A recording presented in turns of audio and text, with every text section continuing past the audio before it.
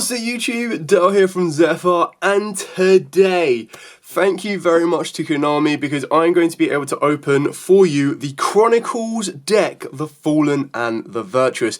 And that's not it, because they've been able to provide me with 3 copies of the deck, I'm also going to put together a deck profile for you that uses only 3 of the structure decks, so you can see what a very budget build is going to look like that can compete and do a lot. Now, I haven't actually looked at the back of these decks, so I don't know what is actually in them. But what we're going to do is I'm going to open up one of them, and you do get the ability to have, I think it's like 1 of 6 cards can come as a secret rare upgrade and also come as a possible starlight, which is really kind of cool. So we're going to put 2 of these to one side. We're going to open up one of them. We'll go through the deck itself in general, and then what I'll do is I'll put all 3 decks together and show you what we've got, and I'll try and save the starlight rares, or well, hopefully the starlight rares, or the secret rare upgrades till the start of the profile as well. So we'll open all 3 of them, or show them all 3 of them together. So, with all of that out of the way, please smash that like button, hit that notification bell, and subscribe. Now, these decks become available for everyone on the 23rd of October, so not long to wait on this one. If you're a massive branded fan like I am, or like an Albaz fan, this is definitely one of the ones that you're going to want to try and get a hold of. Now, I'm hoping, just as I get a little sneak peek of this down here, where the card is at. So that's the deck. There you go, and there's the card face down. So it also comes with a game mat, which is really cool if you don't already have one. And the artwork on this is really cool. So this is one of the brand new cards. So it's like where it's got half Albaz and half Ecclesia. And we'll talk through those then. Now I know there are new cards in here. Oh wow, it's even more. It's got all 3 of the new cards. There's a new fusion in one. Wow, this looks amazing. And then you got out. Wow, okay. That's so cool. Please, can we get this as a rubber mat? Oh, that'd be so cool. I'm actually going to do it on this. We'll do the video on this. Right, so here, not flip this. This is going somewhere. I haven't looked at the back of the deck. We'll look at the back of the deck after I've done this. I just want to be surprised as exactly what's in here, because it is an all foil edition. I believe it's like 51 cards. This includes the main deck, the extra deck, and then of course the promo card you get here. And I'm really hoping that when I open this, it's in like chronological order of the story of the lore. Would be really cool. So, start off with Fallen of Albaz. Now these are all going to be ultra rare versions of the card, which is really kind of cool. So Fallen of Albaz, Incredible Ecclesia the Virtuous, nice. So this one goes with Sword Soul, which is really awesome. Then Aluba, Jester of Despia, so another part of the lore. We haven't seen this in the Chronicles yet. So the Chronicles are only on, I think it's like episode 4, and you can check them all out. I'll put the link in the description down below. It's actually really cool. Like, the animation quality is unbelievable, and it's something that I've been crying out for, and I know a lot of the community's been crying out for years, that the cards themselves that have stories behind them are created into an anime. So that's really awesome to see, and we already know like there's so many more Chronicles coming that hopefully we're going to get more foil decks like this, because it just kind of really brings them more to life and gives everyone that watches from the Chronicles to the decks or the decks to the Chronicles, like bringing them all to life. So Aluba, Blazing Cartesia, nice upgrade on that one. Well, nice upgrade, not reprint on that one. Albion the Shredder, I'm pretty sure this is an upgrade now. I'm pretty sure this is like the highest rarity that Albion the Shredder Dragon has, which is absolutely awesome. Guiding Quem, another nice, really cool reprint. Spriggan's Kit, I believe this is another upgrade as well. I think, or was it originally Ultra? Can't remember off the top of my head if it was originally an Ultra, but still cool. Tribagame Macoria, Despian Tragedy. I'm pretty sure this is the highest rarity of this one now. Oh, Lubellion's in here! Oh my days, I didn't realise Lubellion was in here. Okay. Wow, that's big. That's really big actually. That's such a cool needed reprint. Bestial Magnet. Are we going to get all the Bestials? Oh, Saranir. Drusa. Oh my god, we're going to get all of them. Oh, and then our first alternate art, which is Ecclesia. This actually looks really clean. This looks really clean. So this is like, it's a re-envisioned of a scene from the anime, which is really cool. And I think there's another one in here that also has the same kind of appeal. But actually, I'm quite surprised at how clean this looks. This looks really nice. And here you go. Here's the second one. Dogmatica Fleur d'Elis.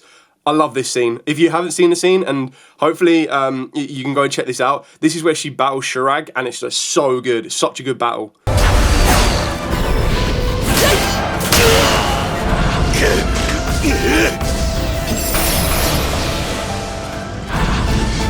Really kind of cool. Dogmatica Maximus. Nibiru, the Primal Being. Nice, we get hand traps in here.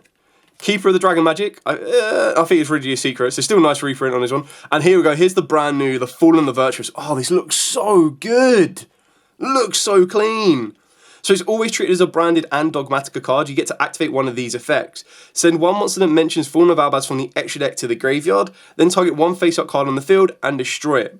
If you have an Ecclesia monster in your field or grave, target one monster in either grave and special summon it to your field. So that's really cool. It's like a revival card, but also a disruption card. Really cool. Branded Fusion, of course. Thoroughly back to 2. Branded in white, nice. Branded in red. I believe this is now the highest rarity of branded in red, which is really cool. Branded Opening. Branded High Spirits. Oh, yes. Love this card. Branded Lost. Branded Regained. Yeah. Nadir Servant, such a cool reprint. Like, I love Nadir Servant as a card. Like, since the day we got it, which came in like one of the best sets we've ever had, because it came with like Forbidden Droplet and loads of other cards as well. Such a cool card. Branded Bond. Fusion. This is my favourite. This is hands down my favourite alt art. This looks incredible. So reveal one fusion monster in your extra deck and special summon from your hand or deck one fusion monster's material whose name is specifically mentioned on that monster. You can't special from the extra deck except fusion monsters. Now this isn't a new card, but it's a new alternative art and it looks so good. I just think this looks absolutely amazing. It's so dark, it's so menacing, it's like absolutely beautiful. Like, this is so cool. Love this card. Ooh, and Triple Tactics Frost as an artwork. This artwork is amazing as well. Like, these two, they look so clean. So clean on the artworks. Love this. So this is the Tri-Brigade monsters and Triple Tactics Frost. So now if you buy a structure deck, you've got instant access to Triple Tactics Frost, which is amazing. Foolish Burial, Gold Sarcophagus, Super Polymerization. Nice. That's a really cool generic card that is getting reprinted. Branded Retribution, Branded Banishment, Branded Sword, Branded Beast, Black Gold at Last. What? That's such a cool reprint as well. I mean, it makes sense because it's part of the lore. That's such a cool reprint. Get some really cool reprints in here. Dogmatica Punishment, Fusion Duplication. Let's go. Yeah, so for those of you that aren't familiar how this one works, one of the biggest weaknesses with a branded strategy is if they ashed your branded fusion, because that was like your ideal way to fuse back in the day. Duelist did learn to adapt, which is really kind of cool. But what would happen is, you'd get ashed on your branded fusion, you'd then activate Triple Tactics Frost, set the fusion duplication, and then just branded fuse during your opponent's turn. So really cool that this is in here as well. And here we go, the brand new, the dragon that devours the dogma. So Fallen of Albaz, plus 1 light or dark monster and an effect monster. While an Ecclesia monster is on the field or in either graveyard, this card gains 500 attack. It is unaffected by other card effects. You can only use each of the following effects once per turn. If this card is special summoned, you can shuffle up to 2 cards from the graveyards and or banishment into the deck. During the end phase, if this card is in the grave because it was sent there this turn, you get to add a Dogmatica or a Tri-Brigade card from the deck to the hand. That's really nice. Really, really nice. I like that, and the artwork is stunning, absolutely stunning. You've got like Albaz getting angry here, starting to turn into the dragon, and then holding Ecclesia. So good. Mirror Jade, the classic boss monster. Albion, the branded dragon. Lubenin, the Searing dragon. Albulanatus, nice. Titaniclad. Brigand. Sprind. Rinbrum. And Grand Grignol. Really nice reprint on this one as well, like really cool. Those decks overall are actually really, really nice. Just because you get like everything you need for branded, which we'll see when we put the deck together. You then get like very high competitive card reprints in the Black Gold that lasts. Super Polymerization, I think, is a great card in general. Triple Tactics Frost, I just love the artwork on this one. Like, so nice. Nadir Servant, another great reprint because it can be utilized in other ritual style decks, which is really nice. Yeah, I love the artworks on some of these. So that's it for the first deck. Now what I'm going to do is I'm going to open up all 3 decks in front of you so you can see it. I'm going to merge them all together, put a deck list together, and then what we'll do is we'll save all 3 of the promo cards and we'll flip them up. I don't even know what the one of the 6 cards are that could be upgraded. I'm hoping it's going to be the brand new cards. I really hope it's not a fusion deployment, because if it is, I really want to get the alternate arts of that one and kind of go from there. So I'll be back in a short second.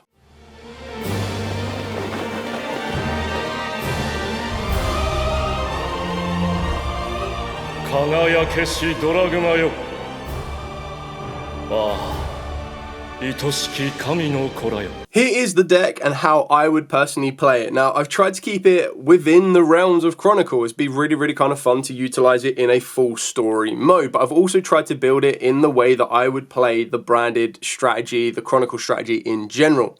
So I'm going to take you through this list, show you what we've got, tell you why I've played it this way, and then talk you through the cards that are available to you. Before we do that, what we're going to do is we're going to reveal the 3 cards that we got in our structure deck. So the first one that we can get as a secret rare upgrade is Triple Tactics Frost. Wow, that's really nice. I mean, it means you can also get it as a Starlight Rare, which would look amazing. But now means I gotta get Starlight Rares. Cool. Okay, Triple Tactics Frost. Oh, it's gonna be all the alternative arts, isn't it? Oh no. Okay, and the second one is Fusion Deployment. No. I mean, I'm glad I got this, and this looks beautiful as a secret rare. Absolutely beautiful. I don't know if I'd rather have a secret rare or a Starlight Rare, this artwork. It might have to be a Starlight Rare, which means that the other, taking this as an assumption, the other 4 cards would be the Dragon that Devours Dogma, Ecclesia and Fleur-Delis as the other alternative arts, and then the brand new quick play spell, the Fallen and the Virtuous.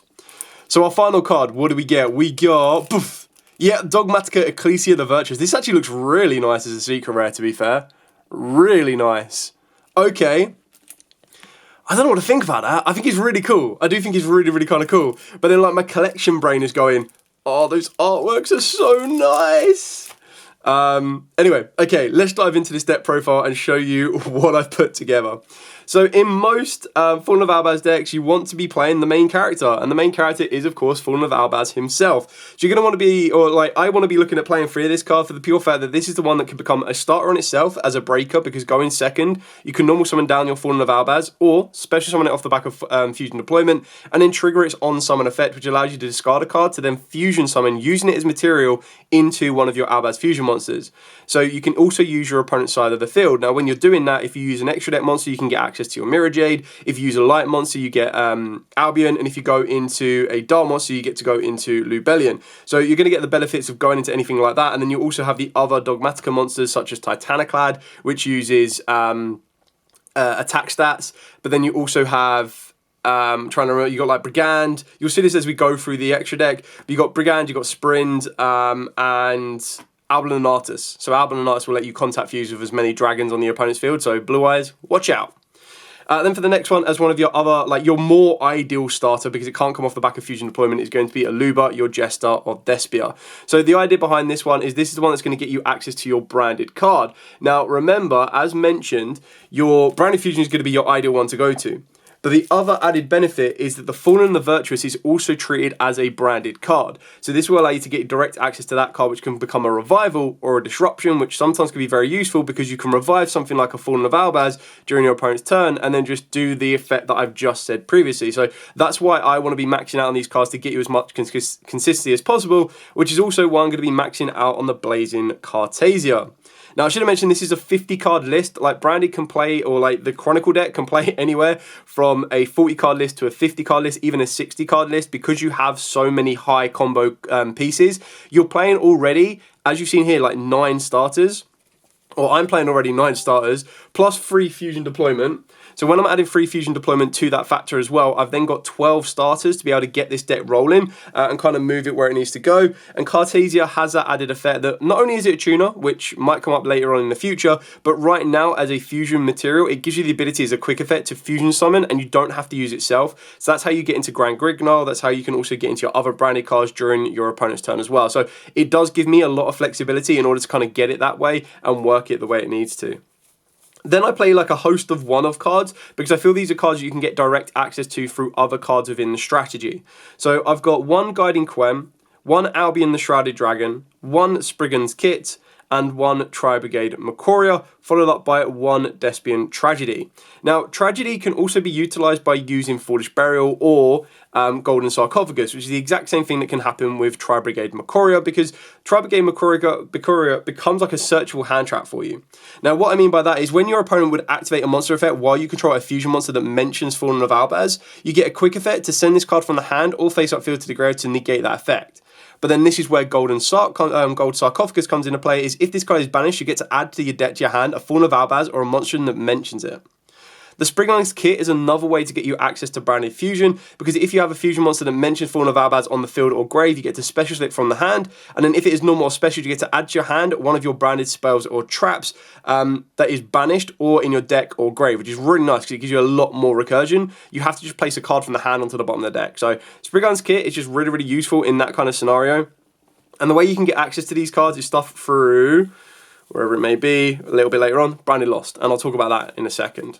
So the Tragedy, if it is used as Foolish Burial or with Golden Sarcophagus, lets you search out a Despian monster, so that lets you add your, that would let me add my Aluba. So again, just more consistency to get to your starters and your pieces that you need.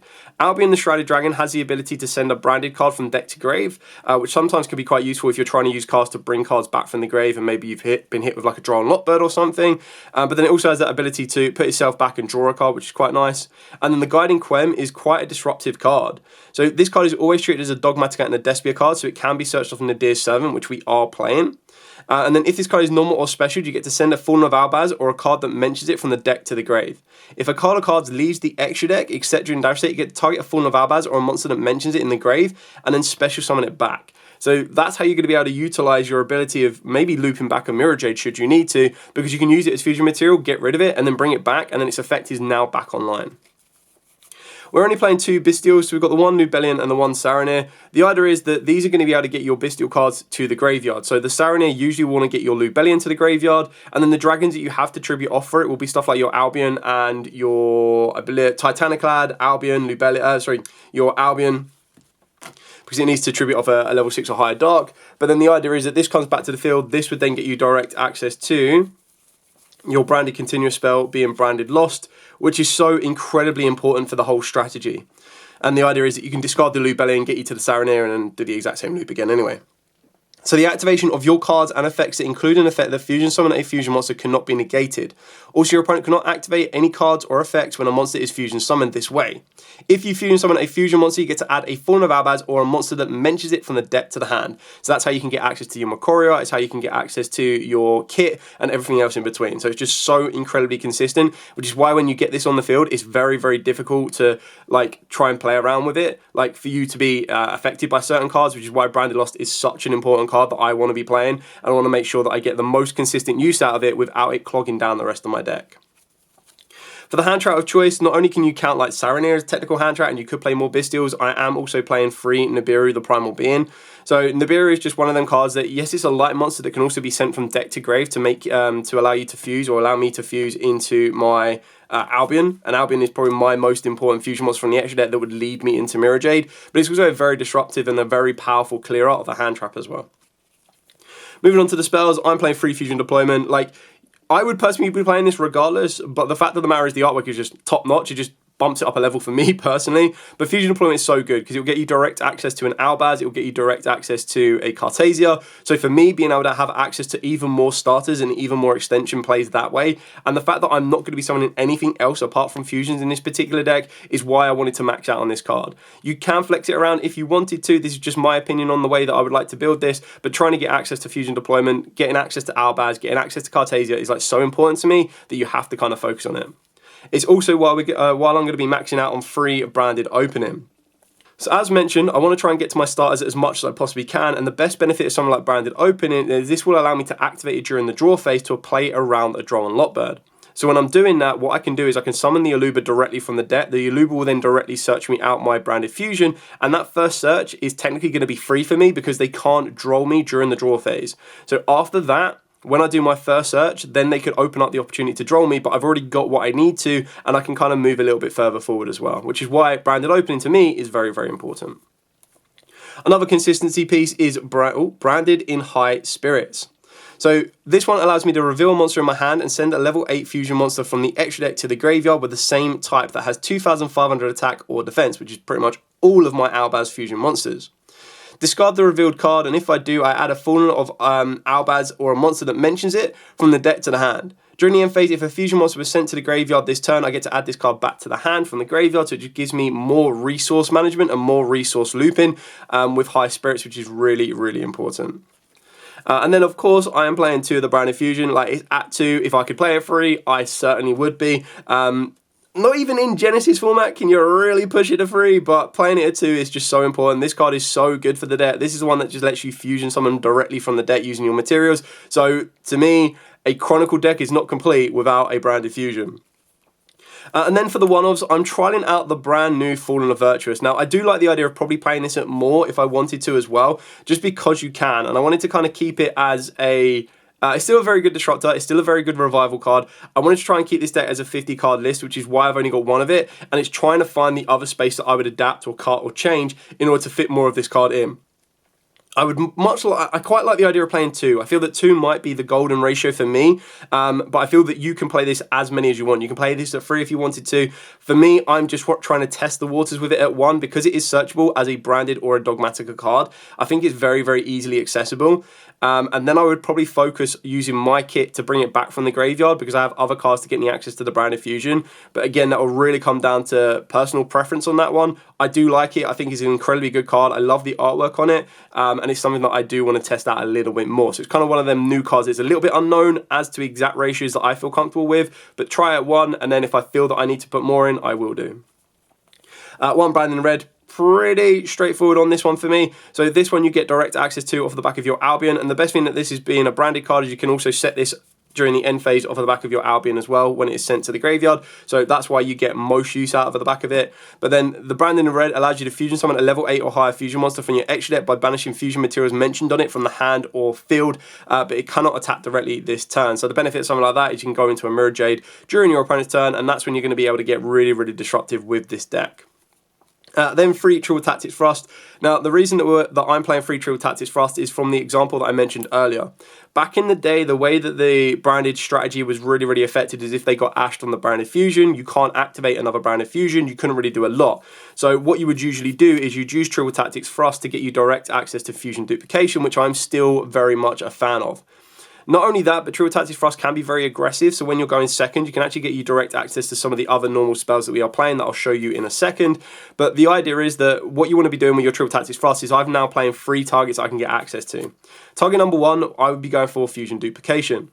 Target number 2, I'd be going for the Black Goat that laughs. So obviously if my branded fusion does resolve, I do have an alternative option to go to rather than a Fusion Duplication if I wanted to. Then the final one that you have an option to get to that is a trap card is Branded Banishment. Now you can adapt this lineup as much as you see fit. I feel that me personally playing Triple Tactics Thrust is going to be very effective to get me access to these cards because I've got access to a card that allow me to extend further during my opponent's turn. I've got a card that will allow me to disrupt during my opponent's turn, and I've got a card that will allow me to kind of like lock down my opponent or lock down a core card of my opponent's strategy in the Black Goat that laughs. The other cards that you can get access to off of the back of Trill Tactics Thrust can be Golden Sarcophagus. So as I've mentioned with this one, this is for your Aluba, not your Aluba, sorry, your Destiny and Tragedy, but it can also get you access with the Macoria because you banish the Macoria and then get another search. So it's all about consistency with this particular build that I've gone for, is you're trying to get as many consistent ways to get to your starters as possible, and you can play cards like this that can thin the deck down, which is why I like playing it as a 50 card build. 1 Foolish Burial, pretty much the exact same scenario. You want to be able to send stuff like your Albion you could do. You can also send your Tragedy, and that's how I would be able to loot back some resource. The final card that you can get access to with your Nadir's, your Trill Tactics Thrust is Nadir's Servant. I'm actually a really big fan of this card. Like, I love the artwork on this one. I would have loved to have seen an alternative art for this one as well. That would have been really cool. But what I love about this is just the whole artwork. So you've got Fleur Delis, you've got Ecclesia, and then you've got Fallen of Albaz falling through the sky and falling through the Despian, like, diamond, I guess is what it's kind of called, and you'll see this in action in the Chronicles. So again, check it out, links in the description below. Really, really nice animation, and brings this whole deck to life. So it's like, if you want to see this deck brought to life even more, that's when you can go to check it out.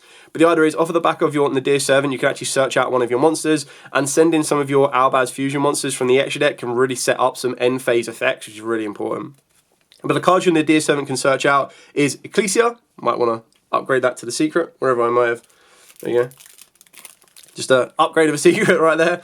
The one Fleur Delis and the one Maximus.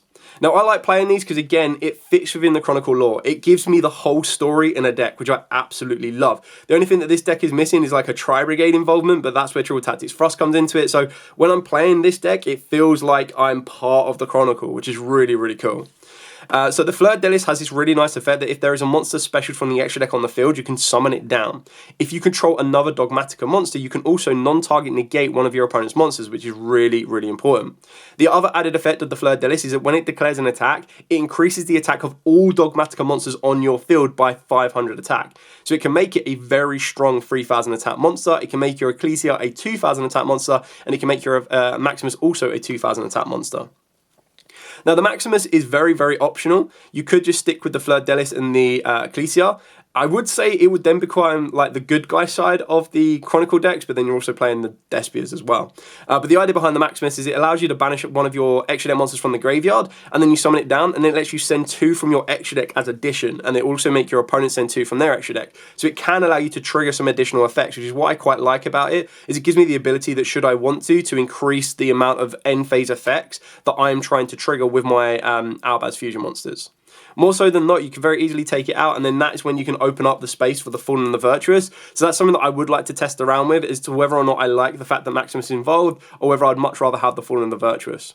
You can also add in Dogmatica Punishment, which is a card you could search off the back of the Ecclesia. For me personally, the effect that I've tried to go for, and again to try and stick in the full theme, is I would go Nadir Servant, search out Ecclesia, summon down Ecclesia, and then Ecclesia would search me out the Fleur Delis. And what I love about this is like, cool, I've got the sisters entering the battle, entering the battlefield, which I really do like the idea of, which is kind of cool, and it kind of feels the whole, again, the lore behind this as well, which is really, really awesome.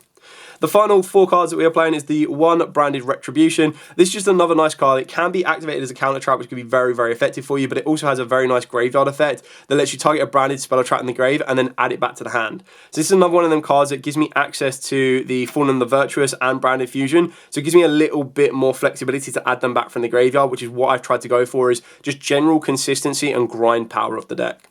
And then the final card I'm playing is one of my favourite cards of this current format right now, and that's Super Polymerization. So what you need to remember with Super Polymerization is that all of your cards in your extra deck, or most of them, will require Fallen of Albaz. So I can always normal summon down my Fallen of Albaz and then use Super Polymerization to then fuse my Albaz with my opponent's field. Now, normally my opponent could still interact with the Albaz, so if I feel like I have a lot of cards in my hand that I don't mind discarding, you can always go normal summon Albaz, Albaz effect, discard a card. They would then chain an effect to negate the Albaz, and you go, okay, chain Super Polymerization, discard another card to extract one of that interactions from your opponent, so like an Infinite Impermanence, for example. Extract that from your opponent, and then Super Polymerization using your Albaz and then their monster still. So you still get to the same outgoal, but you're discarding 2 cards rather than 1. Some people might not like going down that route because you do discard a lot of cards. I just like Super Polymerization. It's just an incredible card that people can't respond to, and it makes it very, very difficult for players to play around as well, which is really cool. So that's it for the entire main deck. That is a 50 card deck. Adapt it as you see fit. This is just like my personal approach to it. Like I said, I've tried to keep it Chronicle themed as well, which has kind of adapted some of my decisions within the deck, but still really, really kind of fun. Moving on to the extra deck. So for the extra deck, we are playing one of the brand new, the Dragon that Devours the Dogma. So again, as mentioned, it requires Fallen of Albaz plus a light or dark and then an effect monster. While an Ecclesia monster is on the field or in either graveyard, this card gains 500 attack. So I want to make sure that I'm trying to fulfill those effects where at all possible. I want Ecclesia on my field or in the graveyard to gain that additional buff. Then on top of that as well, it's unaffected by other cards. And then you get the following effects. That if this card is special summoned, you get to shuffle up to 2 cards from the graves and or banishment back into the deck. So again, 2 cards. If I want to be pushing for the grind state, I can recycle my cards. If I want to be disruptive, I can recycle my opponent's cards. Then your Mac Daddy boss monster is Mirror Jade. Like, Mirror Jade is the go-to goat of the deck. Like, it's so good. Mirror Jade looks amazing. And on top of that as well, is it requires Fallen of Albaz plus a Fusion, Synchro, Xyz, or a Link monster. You can only control 1 Mirror Jade. So remember, you can't have multiple on the field because that would be a little bit too much. But what this will give you is a quick effect to send a Fusion monster from the extra deck to the grave that mentions Fallen of Albaz to non-target banish a monster on the field. It can't be used the next turn. And then if this Fusion Summon card in its owner's control leaves the field because of an opponent's card effect, during the end phase you destroy all monsters your opponent controls, which is really, really powerful. And that's why I like the ability. Now, the card resets. And what I mean by that it resets is if I was to use this during my turn, and then during my opponent's turn I used Cartasia, for example, to fusion off my Mirror Jade to go into another monster, and I had a Quem on the field, Quem would then allow me to revive the Mirror Jade, and the Mirror Jade effect is now reactivated. So even though I used the effect the previous turn, it's treated as a new monster. So then, of course, I can use this effect again. So that's how you can get like 2 Mirror Jade effects turn after turn. Then one of my favourite Albaz fusion monsters is Albion the Branded Dragon.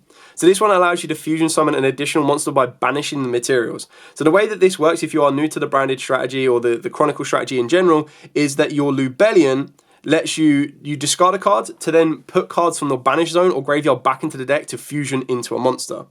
Your Albion does the opposite of that one, and that allows you to banish cards from the grave or field to fusion into a monster. So the idea is there are ways where your Lubellion can fuse into Albion, and then your Albion can banish the Lubellion to then get you into a Mirror Jade. So these are the like lower level dragons, or like the smaller dragons that increase in power to get to the Mirror Jade, which is really, really cool. Then got 2 Grand Grignol, so this is like Cartesia's personal dragon. I love the artwork on this one because I always loved the stained glass effect of the wings, and I can't wait to see this be brought to life. Like, I'm really hoping that in the next level, or like the next couple of episodes of the Chronicles, we start to see the Despiers being brought to life, because that is like the real dark side of the entire lore. And we've already seen the dark side. Like instantly when you watch it, or instantly when you kind of like see the lore, you're like, oh, the Dogmaticas are the good guys, and Albaz is the evil monster trying to enter. And then as it develops, that starts to change, and we are yet to see the inclusion of the Despiers. Once that happens, I'm going to lose my mind, because like the Despiers are going to be so cool, and it really kind of like amps it up. It ramps up the level of these are now the brand new enemy. So really, really kind of cool. Then for the other ones, we've got the one Rinbrum, the one Sprind, the one Brigand, the one Owlanatus, and then finally the one Titaniclad.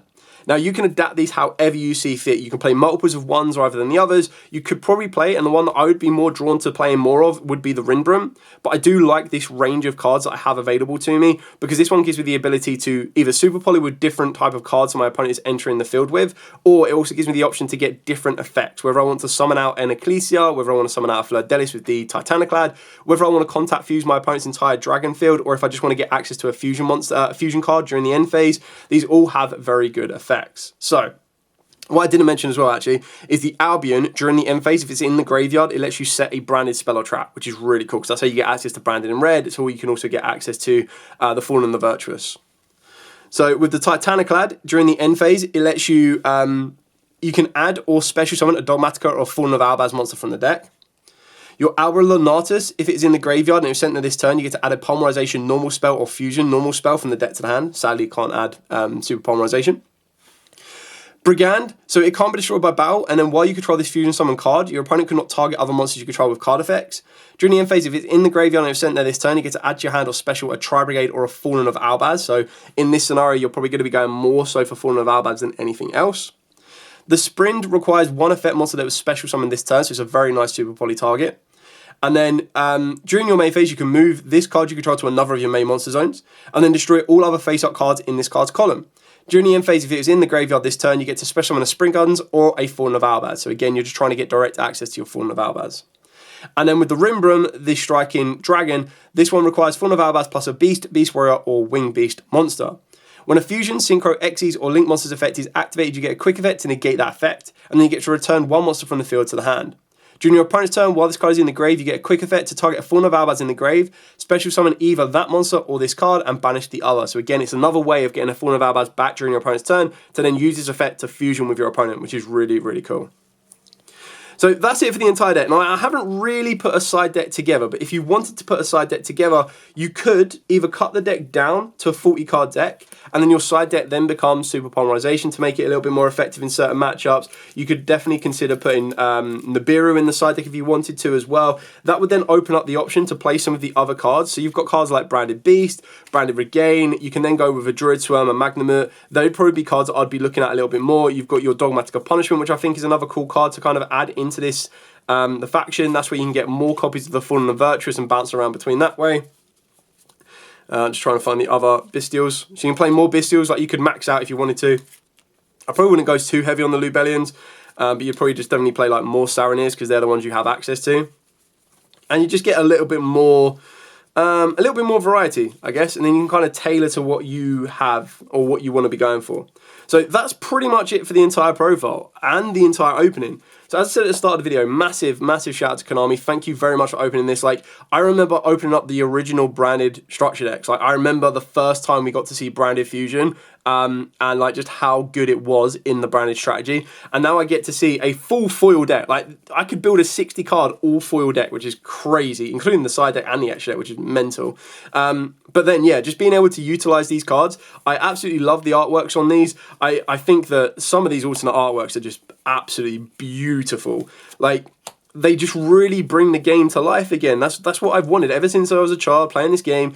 We're always dreaming of the day that dual discs become a thing, that augmented reality of Yu-Gi-Oh becomes a thing. But like just being able to see the lore of this deck, the artwork of this deck, just animation, everything just brought to life is, yeah, it's what you've been asking for, or what I've been asking for since I was a child. So definitely hits me in the nostalgia feels. And yeah, one of my favourite decks, getting upgrades like this and alternative arts like this is just, yeah, perfection to me.